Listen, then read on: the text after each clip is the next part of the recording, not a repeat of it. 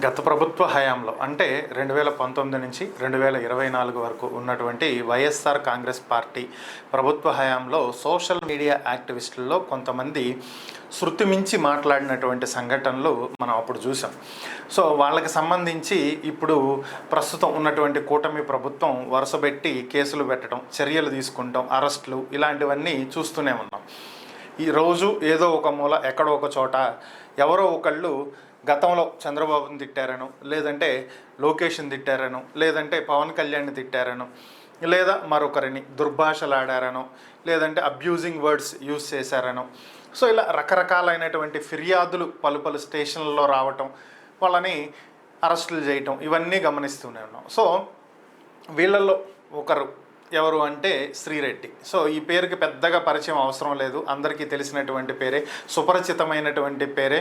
Film ఇండస్ట్రీలో గతంలో casting couch జరుగుతుంది అంటూ గళమెత్తి భారీ స్థాయిలో ట్రోల్స్కి గురయ్యి, భారీ స్థాయిలో పబ్లిసిటీ కూడా సంపాదించి ఒక పేరు అయితే సంపాదించుకున్నారు. సో ఓవరాల్గా అది పాజిటివా నెగిటివ్ అనేటువంటి విషయం పక్కన పెట్టేసేస్తే గత ప్రభుత్వ హయాంలో ఈమె కూడా తక్కువగా ఏం మాట్లాడలేదు.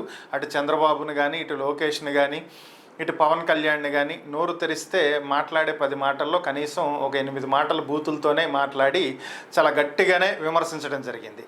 సీన్ కట్ చేస్తే 2024 ఎన్నికలు అయిపోయినాయి, ఫలితాలు వచ్చినాయి, ప్రభుత్వం మారిపోయింది. వైఎస్ఆర్ కాంగ్రెస్ పార్టీ ప్రభుత్వం గద్దె దిగి కూటమి ప్రభుత్వం అధికారాన్ని చేపట్టింది. దీంతో శ్రీరెడ్డి బహిరంగంగా సోషల్ మీడియాలో పోస్టులు పెట్టడం జరిగింది, వీడియోలు రిలీజ్ చేయడం జరిగింది.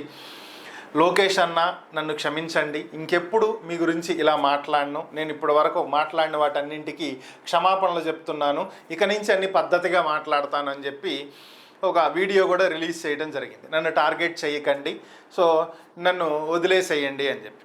మరి ప్రభుత్వం వదిలేసిన కడుపు మండినటువంటి టీడీపీ కార్యకర్తలు మాత్రం వదిలినట్లుగా కనిపించట్లేదు. వాళ్ళు విజయనగరం జిల్లాలో కేసు పెట్టడం జరిగింది. సో సీన్ కట్ చేస్తే శ్రీరెడ్డికి పోలీసులు నోటీసులు పంపించారంట. ఇదిగో ఫలానా వాళ్ళని ఫలానా టైంలో ఈ విధంగా నువ్వు నోటుకొచ్చినట్టు మాట్లాడటం జరిగింది, సో దీని మీద ఫలానా వ్యక్తి కంప్లైంట్ ఇచ్చారు, మీరు విచారణకు వచ్చి హాజరవ్వండి అని చెప్పి విజయనగరం జిల్లా పూసపాటిరేగ పోలీసులు ఆమెకు నోటీసులు ఇచ్చినటువంటి కారణంగా ఈరోజు ఆమె ఆ స్టేషన్కు వెళ్ళి విచారణకు హాజరైనట్లుగా ప్రస్తుతం మనకున్నటువంటి సమాచారం.